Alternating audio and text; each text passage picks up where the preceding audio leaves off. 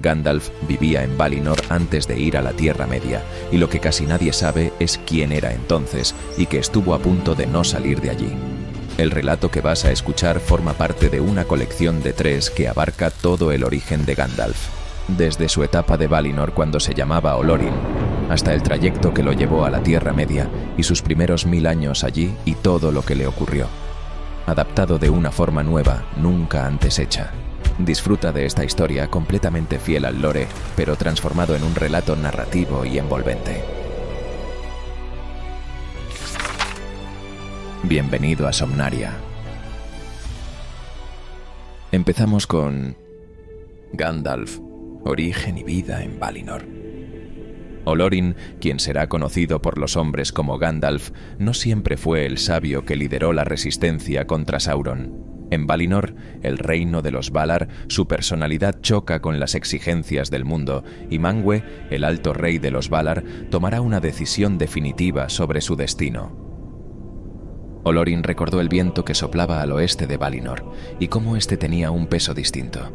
No era el aire suave y perfumado que acariciaba los jardines de Lórien o el que flotaba en los campos dorados bajo la luz de los 2 árboles. Era un viento frío, cargado. Había caminado allí una vez, acompañado por Niena, la Valar del llanto y la compasión, siguiendo su figura solitaria hacia los confines de Valinor. Su maestra no dijo mucho durante el viaje, pero no hacía falta. Su presencia, como siempre, era suficiente. Ella caminaba con pasos lentos y firmes, como si escuchara algo que él no podía oír, y Olorin, aunque lleno de preguntas, no se atrevía a romper el silencio. Los primeros años de Olorin en Valinor fueron de descubrimiento silencioso, de un espíritu joven que caminaba entre la grandeza de los Valar sin sentirse parte de ella. Mientras otros forjaban montañas o plantaban bosques, Olorin observaba, más inclinado a escuchar que a actuar. No buscaba el protagonismo de los grandes trabajos ni las alabanzas de sus mayores. En cambio, encontraba consuelo en los espacios pequeños, el murmullo de un arroyo que aún no tenía nombre o la brisa que acariciaba las colinas recién formadas. Para los Maiar, la forma física no era una prisión, sino un acto de voluntad. No estaban atados a un cuerpo, ni siquiera como los Valar, quienes, aunque podían cambiar su apariencia, preferían manifestarse de maneras que reflejaran su esencia constante. Los Maiar eran fluidos, libres de moldearse según la necesidad o el propósito. Adoptar una figura visible era más una herramienta que una obligación, un puente para conectar con el mundo y sus habitantes.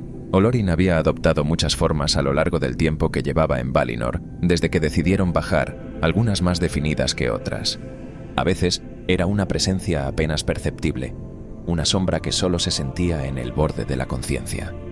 Otras tomaba la figura de un anciano sabio o incluso de un simple viajero, siempre atento a no imponer su ser. Pero esta vez, para su viaje junto a Niena al oeste de Valinor, había elegido algo distinto.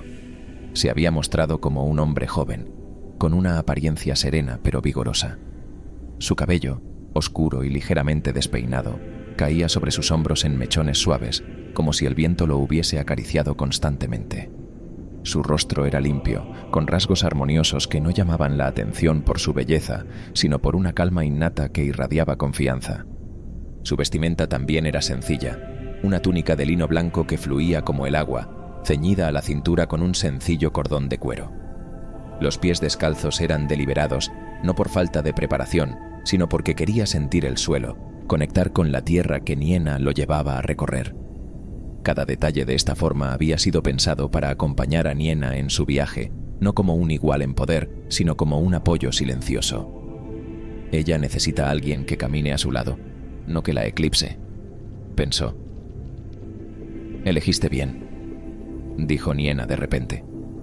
A medida que avanzaban por las tierras desoladas al oeste, donde las cicatrices de Morgoth aún eran visibles en la tierra retorcida, el paisaje se transformaba. Las colinas suaves daban paso a llanuras desoladas, y los ríos, que en el resto de Valinor fluían con canciones claras, aquí se movían con un murmullo apagado, como si tuvieran miedo de romper el silencio. Era un lugar que casi nadie visitaba, un rincón olvidado donde la luz de los 2 árboles llegaba debilitada, apenas un reflejo lejano. Esto también es Valinor, dijo Niena de repente. Aquí están las cicatrices de lo que fue. No todo lo que tocamos puede ser sanado de inmediato, Olorin, pero eso no significa que debamos mirar hacia otro lado. Mientras hablaba, se detuvo frente a un árbol seco, retorcido, cuyas ramas desnudas parecían extenderse hacia el cielo en un gesto de súplica. Sus raíces se hundían profundamente en el suelo, pero no había vida en él. Olorin se acercó, sintiendo una tristeza que no provenía de él mismo. ¿Esto es obra de Morgoth?, preguntó, finalmente rompiendo el silencio. Niena asintió. Él no solo destruyó con fuego o con hielo. Olorin extendió una mano hacia el árbol, pero se detuvo antes de tocarlo. Había algo en él que lo repelía, una sensación de vacío que parecía extenderse desde las raíces hasta el cielo. Dio un paso atrás, sintiendo que incluso su cercanía era una intrusión. ¿Por qué me has traído aquí?, preguntó sin apartar la mirada del árbol. Niena lo miró entonces, y en sus ojos había una tristeza tan profunda que Olorin sintió que podría ahogarse en ella. Porque esto es parte del mundo que servimos. No todo es luz, no todo es armonía. Si quieres entender realmente el sufrimiento, debes enfrentarlo. Debes aprender a soportarlo sin huir. Olorin sentía una culpa sutil pero persistente en su corazón.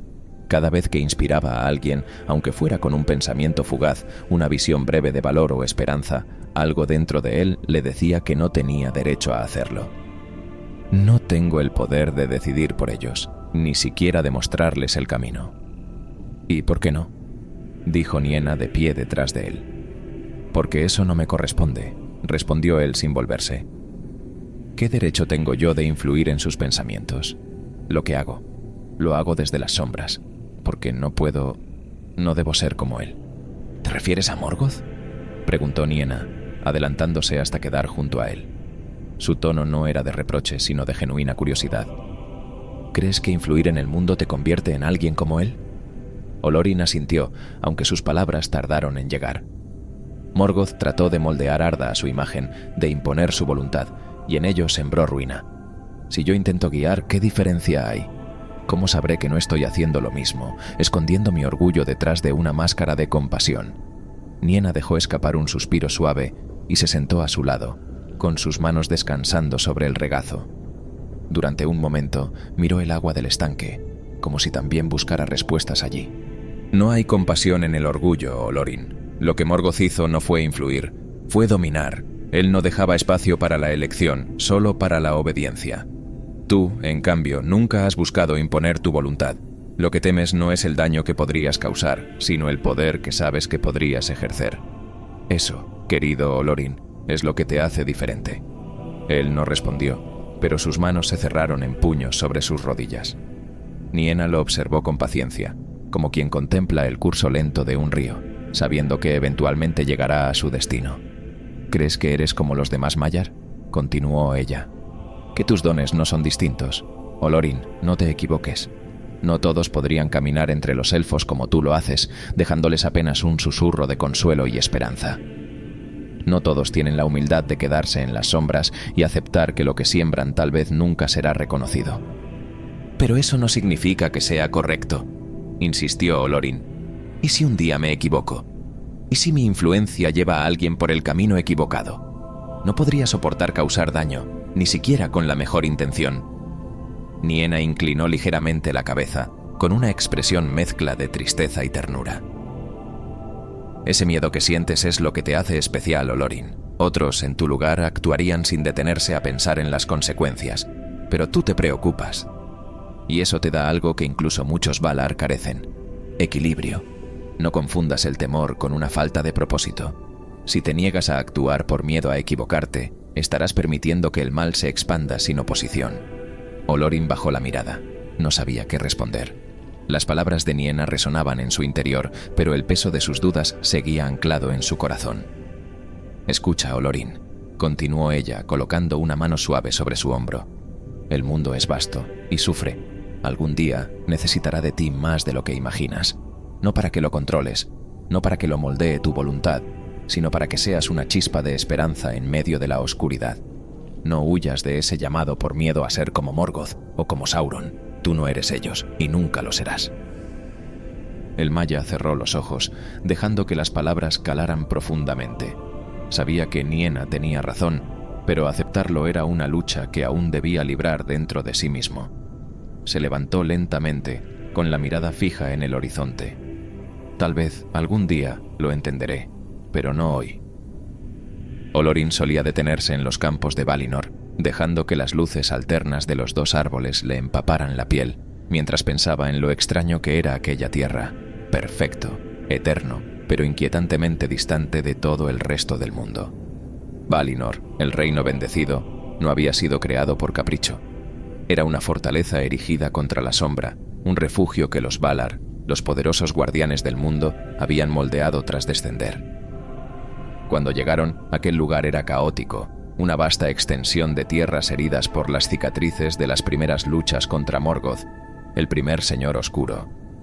Aquí, en el extremo occidental del mundo, ellos decidieron erigir un paraíso, libre de todo aquello: colinas suaves, ríos de agua cristalina, cielos que nunca amenazaban tormenta. Era la antítesis de todo lo que había al otro lado del gran mar, donde las sombras acechaban. Sin embargo, Valinor era perfecto solo para quienes no conocían otra cosa. Los elfos que habían respondido al llamado de los Valar lo veneraban, lo recorrían con canciones en los labios, como si hubieran encontrado el destino final que sus corazones ansiaban. Pero para Olorin, que no era un hijo de la tierra, Valinor era un lugar que le causaba incertidumbre. Desde su llegada allí, mucho antes de que los dos árboles fueran plantados, Olorin se había mantenido apartado. A menudo caminaba solo por los jardines de Lórien, el corazón palpitante de la paz en Valinor, un refugio donde el tiempo no solo se ralentizaba, sino que parecía detenerse por completo. No había un sendero claro que los atravesara. Eran un enredo de prados ondulantes, arboledas doradas y plateadas, y pequeños lagos de agua cristalina. Olorin solía caminar despacio, con las manos entrelazadas detrás de la espalda, como si temiera perturbar la quietud con un paso más apresurado. Lórien, el maestro de este lugar, no está lejos, pensaba Olorin a menudo. El Valar prefería el silencio de sus jardines, trabajando en los sueños de quienes se refugiaban allí. Su presencia no se imponía, pero se sentía, y había sido muy importante para él. Sin embargo, no era Lórien quien había moldeado la personalidad de Olorin. Esa tarea había pertenecido a Niena. Era fácil, en Valinor, olvidar que el resto del mundo no compartía esta quietud. Mientras los elfos cantaban bajo los dos árboles y los Valar se reunían en Taniquetil para observar las estrellas, el otro lado del mundo seguía luchando bajo el peso de las sombras que Morgoth y Sauron habían sembrado. El mundo no puede dividirse en dos, pensó, entre la perfección y la ruina. Caminó un poco más, adentrándose en una arboleda. Allí, bajo las ramas entrelazadas, un grupo de elfos descansaba en silencio. Algunos dormían, con rostros relajados como si las preocupaciones del mundo hubieran desaparecido, mientras otros simplemente contemplaban el cielo, donde las primeras estrellas comenzaban a brillar. Como de costumbre, Olorin no los interrumpió. No era su lugar hacerlo. Él no buscaba atención. Nunca lo había hecho. Había aprendido temprano que la verdadera fortaleza no era la que se mostraba con grandeza, sino la que se sostenía en silencio. Por eso caminaba invisible entre los elfos de Valinor, permitiendo que su influencia fuera algo sentido, no impuesto. Sabía que algunos podrían llamarlo tímido, incluso débil, pero no le importaba. Y aunque no lo dijera en voz alta, y recordando las palabras de Niena en los recovecos más profundos de su ser, sabía que algún día tendría que llevar esa influencia más allá de las fronteras de este paraíso. Sin embargo, algo atormentaba a Olorin profundamente, obsesionado con una idea. Morgoth había querido influir directamente en el mundo, daba igual con qué intención, y el resultado era conocido por todos. Olorin no influiría en el mundo de la misma manera, no si podía evitarlo. Morgoth, el más poderoso de los Valar, había sido derrotado hacía tiempo, encadenado y expulsado al vacío, un lugar más allá de los confines del mundo, donde no podía regresar por sus propios medios. Sin embargo, aunque él mismo ya no caminaba en Arda, su influencia no había desaparecido del todo. Antes de su derrota, había corrompido corazones y moldeado a seguidores que continuarían su legado oscuro. Uno de ellos era Sauron, quien había sido uno de los Maiar más brillantes y disciplinados al servicio de Aule. pero el deseo de perfección de Sauron, combinado con su inclinación por el control, lo llevó a caer bajo la influencia de Morgoth, su ejecutor en la Tierra Media, y continuó extendiendo su corrupción incluso después de la caída de su maestro. En la época en que Olorin habitaba Valinor, Sauron había sobrevivido a la Guerra de la Cólera refugiándose en los rincones más oscuros de la Tierra Media. Durante la Segunda Edad, resurgió con un nuevo propósito: dominar a los pueblos libres por medio del engaño. Fue entonces cuando creó los Anillos de Poder y el Anillo Único, con los cuales buscó esclavizar a los líderes de elfos, hombres y enanos. Este periodo culminó en la Guerra de la Última Alianza, cuando los ejércitos de hombres y elfos, liderados por Gil-galad e Isildur, lo enfrentaron en las llanuras de Mordor. Aunque Sauron fue derrotado y el Anillo Único cortado de su mano, su espíritu no fue destruido. Olorin había sido testigo de este descenso desde la distancia. Ahora, en la Tercera Edad, el mundo parecía estar en una calma inquietante. Los Valar habían decidido no intervenir directamente en la Tierra Media tras la derrota de Morgoth, confiando en que los pueblos libres encontrarían su propio camino. Sin embargo, algunos, como Barda y Niena, sabían que las sombras no habían desaparecido por completo.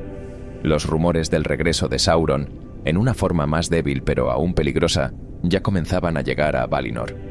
En Dol Guldur, una fortaleza en el Bosque Negro, un nigromante había comenzado a reunir poder. Aunque nadie sabía quién era, muchos lo tenían claro. En los salones de Manwë, en la cima de Taniquetil, los Valar discutían sobre cómo responder.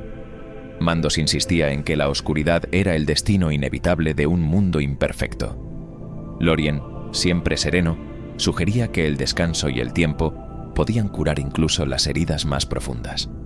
Pero fue Barda, la reina de las estrellas, quien habló con mayor fuerza. «La luz debe llegar a donde no la hay», dijo. «Si nos contentamos con proteger Valinor, abandonaremos a los que más nos necesitan». Olorin no habló. No era su lugar, o al menos eso creía. Sin embargo, las palabras de Barda resonaron en su mente mucho después de que la reunión terminara. Esa noche, mientras se sentaba solo en las colinas que bordeaban los jardines de Lórien, recordó algo que Niena le había dicho mucho tiempo atrás. No es suficiente llorar por el sufrimiento del mundo. Si puedes soportar su dolor, entonces puedes soportar su lucha. El agua del estanque seguía calmada, pero el reflejo de Olorin temblaba mientras inclinaba la cabeza hacia sus manos. Sabía que no podía ser como Morgoth, que había buscado moldear Arda a su imagen, pero ¿de verdad podía permitirse seguir observando desde la distancia? Había tanto sufrimiento más allá del horizonte, tanto miedo, que no se disiparía solo con el paso del tiempo. En su pecho crecía una sensación que no podía ignorar, un llamado, no de los Valar, no de Ilúvatar, sino de algo más profundo, una responsabilidad. «No», se dijo a sí mismo, susurrando las palabras como si temiera que el mundo las oyera. «No debo tocar, no debo influir de esa manera». Hizo una pausa, cerrando los ojos mientras sus manos se crispaban sobre sus rodillas. «Ya, pero tampoco puedo permanecer en silencio». Las enseñanzas de Niena se alzaban claras en su mente. Por primera vez, Olorin contempló lo que podría significar abandonar Valinor. Aunque, por mucho que él lo dudara, ni siquiera era decisión suya. Tan solo era un Maya, y esas decisiones eran fruto de los Valar. Quizás fue solo casualidad o fruto del destino, quien quiso que en ese preciso momento el alto rey de los Valar, Manwë, les llamara a todos para una reunión en el gran salón. Pocas horas después, todos estaban envueltos en un aire solemne. Los Valar se habían reunido. Barda, con los ojos encendidos, hablaba con voz firme sobre la amenaza que ya todos conocían. Sauron avanza de nuevo. Si no actuamos, el sufrimiento crecerá más allá de todo lo que hemos visto antes. Olorin permanecía al margen, como solía hacerlo, con la mirada baja. «Esto no puede continuar», dijo Barda levantándose.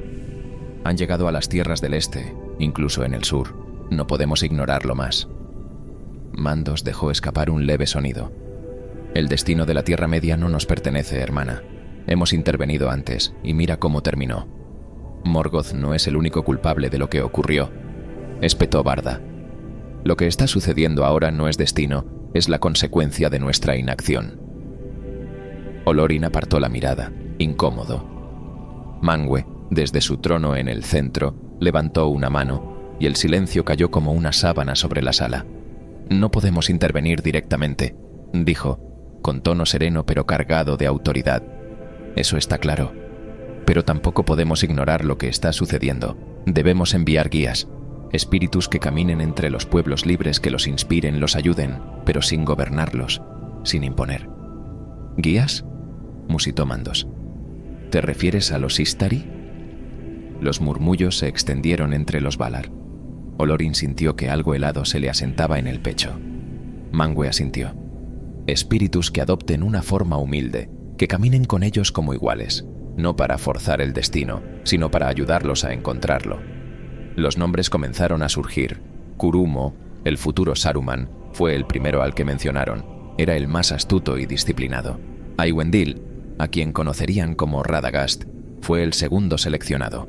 Alatar y Palando se mencionaron justo después, los magos azules, cuya misión sería en tierras lejanas. Pero entonces, Manwë alzó la mirada hacia Olorin. «Tú también», dijo. Y el salón quedó en completo silencio.